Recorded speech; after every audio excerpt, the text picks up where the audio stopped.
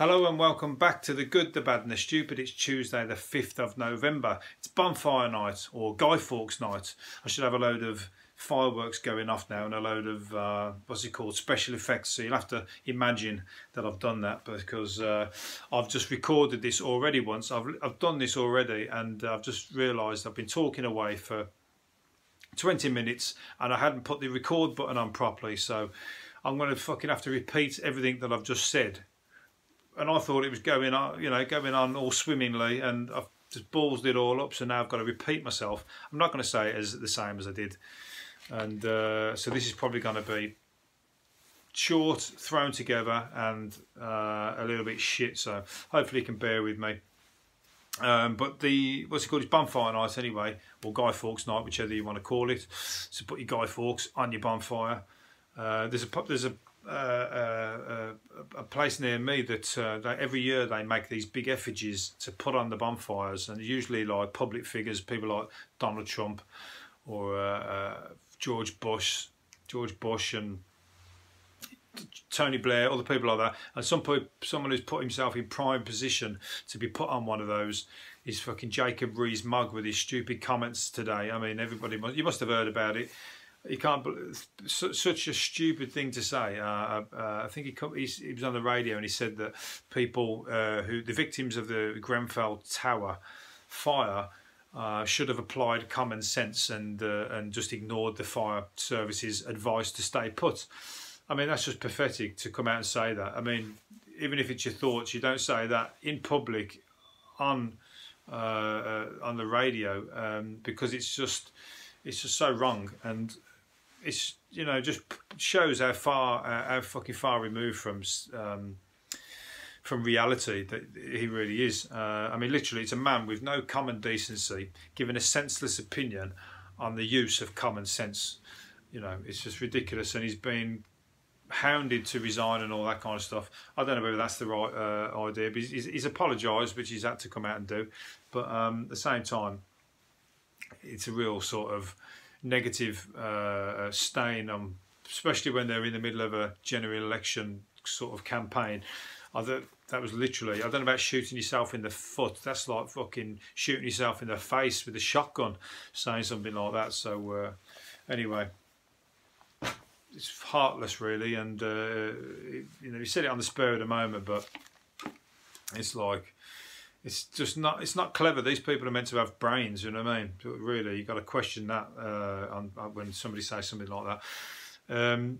Anyway, the election's still hotting up, and Boris Johnson's asked Jeremy Corbyn to confirm his position on Brexit. But we all know, don't we? Lib Dems are to stay. The Tories are to leave with that deal, and the Labour are to give you a choice between a deal and to stay. So you got one of each basically, which means the election is pretty much about Brexit, isn't it? Because they all should be on the level playing field, and therefore you're voting on all the other shit that's going wrong in the country or that needs fixing. So you're having to make a choice based on your Brexit position, possibly. What's somebody who's a Tory Remainer going to have to vote? They vote Lib Dem because they're to stay. It's really fucking, it's a right old mess, isn't it? Anyway, let's forget about that and let's talk Guy Fawkes. I was just reading a bit about Guy Fawkes earlier. I've already been through this once, so I haven't got it all, unfortunately. But but I'm going to read a couple of them out. On the second search after midnight, when they were searching the Parliament, they caught him with matches and 36 barrels of gunpowder, and he gave his name as John Johnson. So, what's your name? John Johnson. And despite admitting he wanted to blow you Scotch beggars back to your native mountains, the Scots-born King James was said to have admired his Roman resolution, but not for very long, because he was basically tortured in the Tower of London, and fucking us Brits knew how to torture people. We kind of must have invented torture. I'll tell you what, Jacob Rees-Mogg would fucking find himself up in there, I'd imagine, on those kind of comments. Lucky a few hundred years have come in between that were a bit more fucking civilised these days, but because he was put on he was put on what is called the dreaded rack, and his shaky signature on his confession suggests that he was put on the dreaded rack. I don't know what that is, but I know it's a fucking pretty grim torture device. And then he was sentenced to be hung, drawn and quartered, and he jumped to his death, and it was in January the 31st, 1606, and he jumped to his death off of the scaffold with a noose around his neck, breaking his own neck. And he avoided having his testicles chopped off while he was still alive, and his body was cut up afterwards as a warning to other people. So, fuck you now, you know what I mean? It's like, that's pretty harsh shit going on there, isn't they? I mean, he didn't survive fucking any kind of thing against the politicians or anything against the king in those days, did you? Fucking hell, they used to kill their friends and that when they're bored of them, so let alone, you know. So he was lucky, by the sounds of it, not to have his testicles chopped off, but all the other stuff, he was, you know, tortured to within fucking inches of his life anyway. So there you go. That's Guy Fawkes. That's the story of Guy Fawkes, as according to me, Wayne Lawrence. Birmingham has been revealed as the luckiest city in the UK for hitting the lotto jackpot. 168 people from Birmingham. That's where I'm from. 168 people from Birmingham out of the 5,500 millionaires that the lottery has made. 168, and I don't know a single one of them. And nobody. And if I do, they've not let it on that they are a lotto millionaire, because they certainly haven't fucking bunged me anything. So there you go. I might become one of those. If I start doing the lottery, I might become one of those lucky guys. But anyway, congratulations to anybody that does win, because you've got a very slim chance of winning. But here's a fun fact for you. To actually become a human, to actually become the sperm that turns you into you, it's something like 4 trillion to 1. So that's way, way, way, way higher odds than winning the lottery. So think about that. You've already won the lottery. You might be sitting at home skint and thinking, oh fucking hell, life's a bit dull, but don't, because you've actually won the lottery just to fucking get here. And apart from that, there's nothing, is there? So think yourself lucky. That's the way I say. That's flip reversing it if you are in the shit. So keep doing the lottery, and don't forget you've already won the lottery. Yeah, that's all I'm going to say on that. George Michael is still winning, even though he's dead. He's winning because his company is still making in thousands or millions of pounds. His company's taking in 4 companies, and hopefully that's all going to a good cause, not just going into some shareholders' pockets.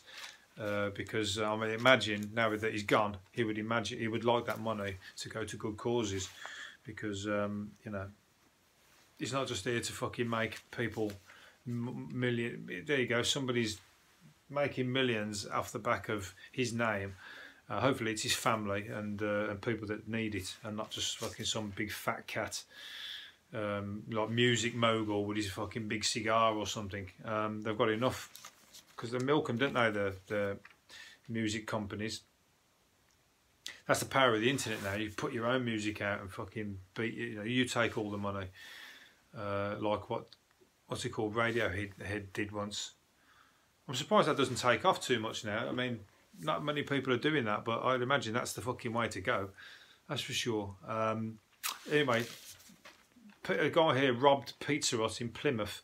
He robbed a Pizza Hut and then made a takeaway. It's kind of a takeaway. He robbed the Pizza Hut for the money, not the pizza, and he jumped on the bus then with his mum, and he was caught counting the cash on the bus with his mum, or he's literally the CCTV and stuff like that. So he's a dumbass. He's literally thought he'd get away with that. Who'd think you were going to get away with that? You know what I mean? I don't even know if he wore a mask or anything. So literally, you just 5 to 7 years, or probably more, in prison for the sake of 250 quid. Hope it was worth it. You're going to be sort of fucking. You're not going to be counting cash while you're in prison, are you? You'll be counting. What's it called? Counting days. That's what you're going to be counting. Jogging once a week can reduce your risk of mortality or premature death. So there you go, get out and fucking pound the pavements. I've already been once this week, so I'm in the good books with my heart. Depends on how fast you're running, because fucking now my heart was going like a clappers after I did a little sprint at the end. I couldn't get my breath and that, so it could be fatal if you don't do it right, that's for sure. And plus, I did it a few months ago and I fell over in fucking moving traffic, didn't I? I tripped over, skidded all the skin off my knees and hands, and I had to run around the corner because all the cars were looking at me. And I ran around the corner and fucking screamed around the corner because it really hurt, but I just jumped up and trotted off like nothing had happened. But I was in pain, believe me. Somebody else who looks like he's in pain is a guy who set off a rocket. Some people are just stupid, aren't they? He put a rocket, the big rocket, he put it in his arse cheeks, and somebody set it off. There's a picture of him in the paper, and he's almost like setting fire to his fucking trousers and everything. So, not the cleverest. Again, there you go. He's lucky to not have all his fucking skin burnt off his arse. Imagine he'd have to be lying down on the front of his sofa and like having somebody put ice cream or something like that on his arse every night, and he's like going, "Oh, what an idiot I am." Next, he's the kind of guy who's going to have a tattoo on his arse of fucking something really ridiculous. Maybe burn it off. Maybe that's what he was trying to do, burn it off. Stupid decisions in life. You remember the day when you fucking burnt the skin off your arse. Anyway, let's move on to something a little bit more. I was going to say a little bit more entertaining, I suppose, but not quite. Emma Watson has coined a new term for being single after she said, Emma Watson of, what's it called, Harry Potter films. She said that she don't call her single, don't call her a singleton. She is self-partnering. So that makes 4 of us, Emma, if that's the way we're going to say it. So it's another thing like Gwyneth Paltrow came out with. What should you say? I'm conscious uncoupling. So it's a poetic way of saying I'm on my own, basically. There's nothing wrong with being single.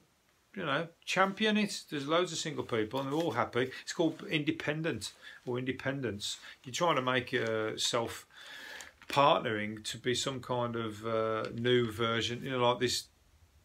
You got male, female and gender neutral. This is like now I'm in a relationship, I'm not in a relationship, I'm self-partnering, it's somewhere in the middle. It's not really needed. We get it. You're on your own and you're happy. That's all you got to say. Here's 2 people who are meant to be on their own. 2 nuns who went off to Africa as missionaries have come back pregnant. So I think they were meant to be living the strict rules of chastity.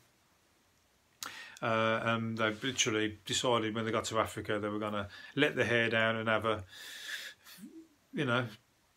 decided they were going to change their stance on Catholicism or whatever. And I don't know who they were with or what they were doing or how it all come about because I haven't read it. All I know is that they've come back and they've probably packed their bags out of the church and go off to pastures new, let's say. So,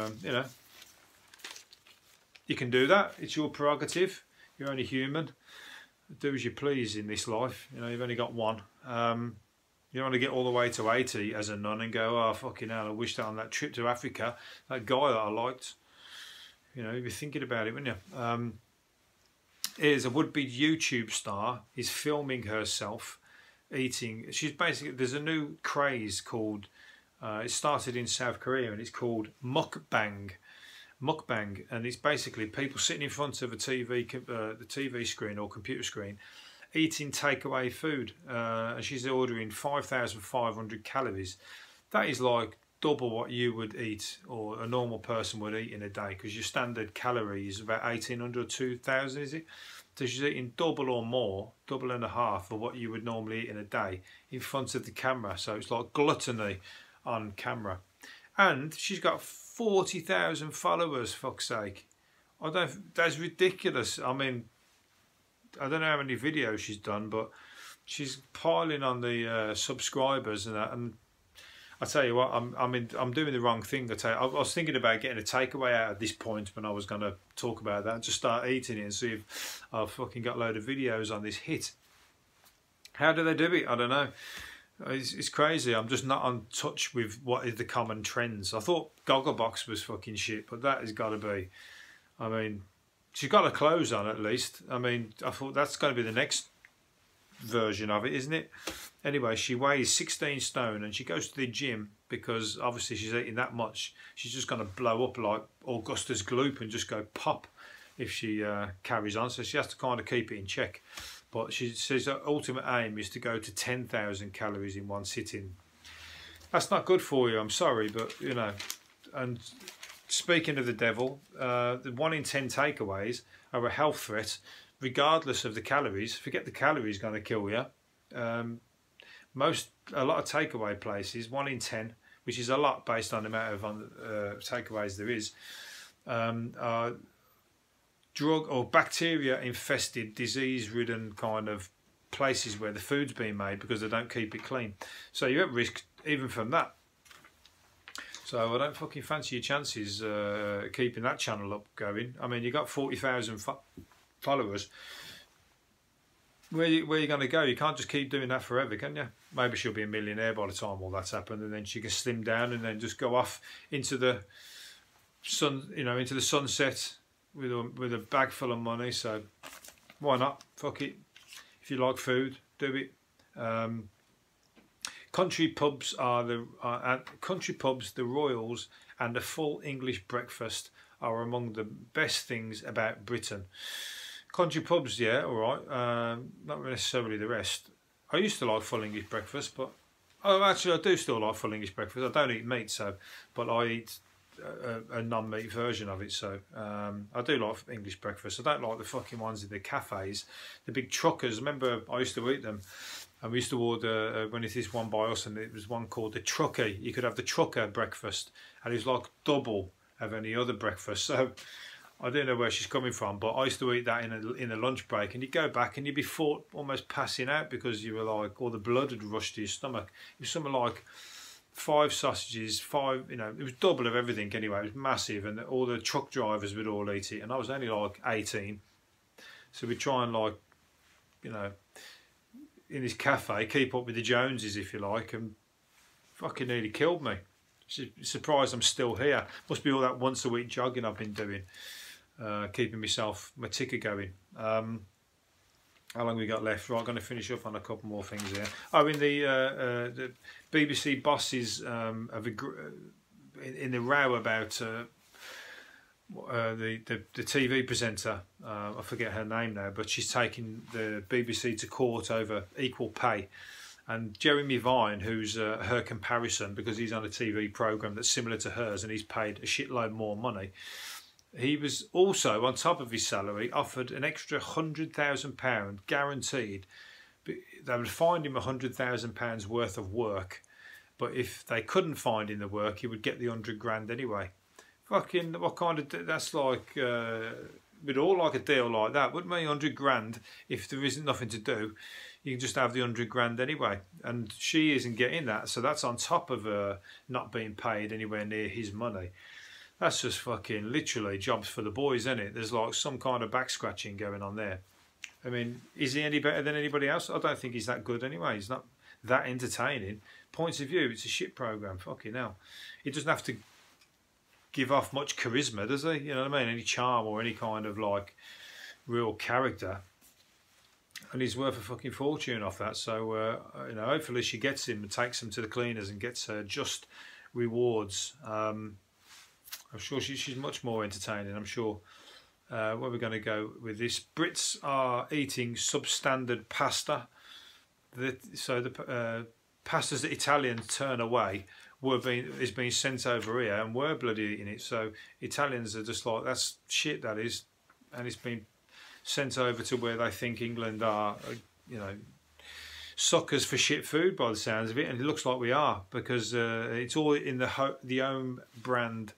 So if you're buying like Tesco's own brand or other supermarket own brand pasta, it might be the shit that the Italians are sending over that they wouldn't eat, and it's because it's not made with proper durum wheat. So there you go. I'll have to check that then, because I'll fucking buy that. I thought it was all right, so it looks like I'll have to change me ways. Fucking, you're never told the truth, are you? You know what I mean? It's all about profit over your health. I don't know if it's unhealthy, but it's just not that tasty by the sounds of it. This is why they tell you to put salt in it all the time to get any kind of flavour. Right, anyway, Reunited, Rage Against the Machine are back. They're going to be touring again, and they got tipped to do a Glastonbury performance, so that'll be fucking banging. Hopefully they should bring a song out, or tune's gonna start playing. Fuck you, I won't do what you tell me. Fuck you, I won't do what you tell me. They should bring that out during this election campaign. That'll like spice things up a bit. People marching through the streets saying that. So, you know, we've had enough of this crap. Let's take over. Fucking, you know, revolution. Let's have it. Right, I'm going to finish up on. I should have finished up on that really, but let's see if they've got another thing we can talk about to finish. Drug lord El Chapo Guzman's properties are to be sold. The properties that were sold with his tunnels that he was trying to escape the police from, they're being sold at auction by the Mexican government. 9 houses, 6 of them in the Sinaloa estate, and they're set to fetch 1.3 million. So I mean, it's not really news over here, is it? But I'm imagining they're going to be turned into some kind of museum type things if somebody buys them, aren't they? Because people will fucking want to go down that tunnel and see how it works. Either that, or you could play the double entendre or whatever, and be a drug baron and buy one of them yourself, because you think they're bound not to look there twice, and I can get down there and hide down there as much as I want. There you go. That's up here for thinking, down there for dancing. But don't trust me if you get caught. I'm not going to be your Sean Penn who's going to go off and fucking give the game away. There must be a bit of guilt around Sean Penn. Didn't he sort of go and interview him once? I'm sure that wasn't the reason he got caught. He was going to get caught eventually one way or another, wasn't he? But I think he was just getting a bit too cocky. Anyway, all that money and now fucking you can't even spend it. So anyway, there you go. That's all we're going to do. I think we're going to leave it there. Hopefully you've enjoyed it, and I'll see you again tomorrow. See you later. Bye-bye. Enjoy the bonfires. Not too close. See you later. Bye-bye.